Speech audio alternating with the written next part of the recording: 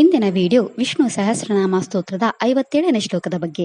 ಈ ವಿಡಿಯೋದಲ್ಲಿ ವಿಷ್ಣು ಸಹಸ್ರನಾಮದ 57ನೇ ಶ್ಲೋಕದ ಅರ್ಥವನ್ನು ತಿಳಿದುಕೊಳ್ಳೋಣ ಮತ್ತು ಈ ಶ್ಲೋಕವನ್ನು ಪಠಿಸುವುದರಿಂದಾಗುವ ಪ್ರಯೋಜನಗಳನ್ನು ಸಹ ನಾವು ತಿಳಿಯೋಣ. ವಿಷ್ಣು ಸಹಸ್ರನಾಮದ 57ನೇ ಶ್ಲೋಕವು ಹೀಗಿದೆ. ಮಹರ್ಷಿ ಕಪಿಲಾಚಾರ್ಯ ಕೃತಘ್ನೋ ಮೇದಿನೀಪತಿ ತ್ರಿಪಾದಸ್ತ್ರಿದಶಧ್ಯಕ್ಷಃ ಮಹಾಶೃಂಗಾಕೃತಾಂತಕೃತ್. ಈ ಶ್ಲೋಕದಲ್ಲಿ ಭಗವಾನ್ ವಿಷ್ಣುವಿನ 7 ನಾಮಗಳಿವೆ. ಈಗ ಭಗವಾನ್ ವಿಷ್ಣುವಿನ ಈ ಪ್ರತಿಯೊಂದು ನಾಮದ ಅರ್ಥವನ್ನು ತಿಳಿದುಕೊಳ್ಳೋಣ. ಮೊದಲ ವಿಷ್ಣು ನಾಮವು ಹೀಗಿದೆ. ಓಂ ಮಹರ್ಷಯೇ ಕಪಿಲಾಚಾರ್ಯಾಯ ನಮಃ. ಈ ವಿಷ್ಣು ನಾಮದ ಅರ್ಥ ಭಗವಾನ್ ವಿಷ್ಣು ಕಪಿಲ ಋಷಿಯ ರೂಪದಲ್ಲಿರುವವನು ಅಥವಾ ಎಲ್ಲಾ ವೇದಗಳ ಅಧಿಪತಿಯಾಗಿದ್ದಾನೆ. ಎರಡನೇ ವಿಷ್ಣು ನಾಮವು ಹೀಗಿದೆ. ಓಂ ಕೃತಜ್ಞಾಯ ನಮಃ. ಈ ವಿಷ್ಣು ನಾಮದ ಅರ್ಥ ಭಗವಂತ ವಿಷ್ಣು ಈ ಇಡೀ ಜಗತ್ತನ್ನು ತಿಳಿದಿರುವ ಆತ್ಮನಾಗಿದ್ದಾನೆ. ಮೂರನೇ ವಿಷ್ಣು ನಾಮವು ಹೀಗಿದೆ. ಓಂ ಮೇದಿನೀಪತಯೇ ನಮಃ. ಈ ವಿಷ್ಣು ನಾಮದ ಅರ್ಥ ಭಗವಂತ ವಿಷ್ಣು ಎಲ್ಲಾ ಲೋಕಗಳ ಅಧಿಪತಿಯಾಗಿದ್ದಾನೆ ಅಥವಾ ಈ ಭೂಮಿಯ ಅಧಿಪತಿಯಾಗಿದ್ದಾನೆ.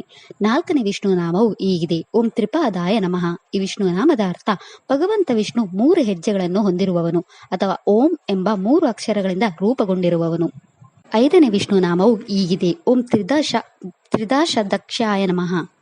ಓಂ ತ್ರಿದಶಾಧ್ಯಕ್ಷಾಯ ನಮಃ. ಈ ವಿಷ್ಣು ನಾಮದ ಅರ್ಥ ಭಗವಂತ ವಿಷ್ಣು ಜೀವನದ 3 ಸ್ಥಿತಿಗಳಾದ ಎಚ್ಚರ, ನಿದ್ರೆ ಮತ್ತು ಕನಸನ್ನು ನಿರ್ದೇಶಿಸುವವನು. ಆರನೇ ವಿಷ್ಣು ನಾಮವು ಹೀಗಿದೆ. ಓಂ ಮಹಾಶೃಂಗಾಯ ನಮಃ. ಈ ವಿಷ್ಣು ನಾಮದ ಅರ್ಥ ಭಗವಾನ್ ವಿಷ್ಣು ದೊಡ್ಡ ಕೊಂಬನ್ನು ಹೊಂದಿರುವವನು. ಏಳನೇ ವಿಷ್ಣು ನಾಮವು ಹೀಗಿದೆ. ಓಂ ಕೃತಾಂತಕೃತೇ ನಮಃ. ಈ ವಿಷ್ಣು ನಾಮದ ಅರ್ಥ ಭಗವಾನ್ ವಿಷ್ಣು ಸ್ವತಃ ಸೃಷ್ಟಿಸಿದ ಜಗತ್ತನ್ನು ನಾಶ ಮಾಡುವವನು ಅಥವಾ ಕೃತಯುಗವನ್ನು ನಾಶ ಮಾಡುವವನು. ಈ ಶ್ಲೋಕವು ನಮಗೆ ಬುದ್ಧಿವಂತಿಕೆ, ಕೃತಜ್ಞತೆ, ಸರ್ವೋಚ್ಚ ಅಧಿಕಾರ ಮತ್ತು ಅಂತಿಮ ರಕ್ಷಣೆಯ ದೈವಿಕ ಗುಣಗಳನ್ನು ಆಹ್ವಾನಿಸುತ್ತದೆ.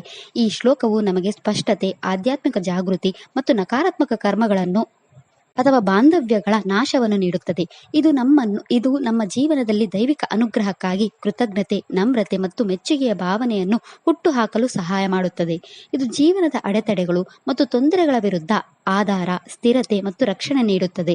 ಈ ಶ್ಲೋಕದ ನಿರಂತರ ಪಠಣವು ಮನಸ್ಸಿನ ಶಾಂತಿಯನ್ನು ತರುತ್ತದೆ, ಒತ್ತಡವನ್ನು ನಿವಾರಿಸುತ್ತದೆ ಮತ್ತು ಮನೆಯೊಳಗೆ ಸಕಾರಾತ್ಮಕ ಕಂಪನಗಳನ್ನು ಉತ್ತೇಜಿಸುತ್ತದೆ. ಸ್ವಾತಿ ನಕ್ಷತ್ರಕ್ಕೆ ಸೇರಿದ ಜನರು ತಮ್ಮ ಜೀವನದಲ್ಲಿನ ಎಲ್ಲಾ ಸಮಸ್ಯೆಗಳನ್ನು ತೊಡೆದು ಹಾಕಲು ಮತ್ತು ನಿಮ್ಮ ಜೀವನದಲ್ಲಿ ಎಲ್ಲಾ ಶುಭಗಳನ್ನು ಪಡೆಯಲು ಈ ಮಂತ್ರವನ್ನು 27 ಬಾರಿ ಜಪಿಸಬೇಕು. ಇದಿಷ್ಟು ವಿಷ್ಣು ಸಹಸ್ರನಾಮ ಸ್ತೋತ್ರದ 57ನೇ ಶ್ಲೋಕದ ಕುರಿತಾಗಿತ್ತು. ನಾಳೆಯ ವಿಡಿಯೋದಲ್ಲಿ ವಿಷ್ಣು ಸಹಸ್ರನಾಮ ಸ್ತೋತ್ರದ 58ನೇ ಶ್ಲೋಕದ ಮೇಲೆ ಚಿಂತನೆಯನ್ನು ಮಾಡೋಣ. ಶ್ರೀಕೃಷ್ಣ ಅರ್ಪಣಮಸ್ತು. ಈ ವಿಡಿಯೋ ಇಷ್ಟ ಆದರೆ ಲೈಕ್ ಮಾಡಿ, ಶೇರ್ ಮಾಡಿ ಮತ್ತು ಚಾನೆಲ್ ಸಪೋರ್ಟ್ ಮಾಡೋಕೆ ಸಬ್ಸ್ಕ್ರೈಬ್ ಮಾಡಿ. ಧನ್ಯವಾದಗಳು.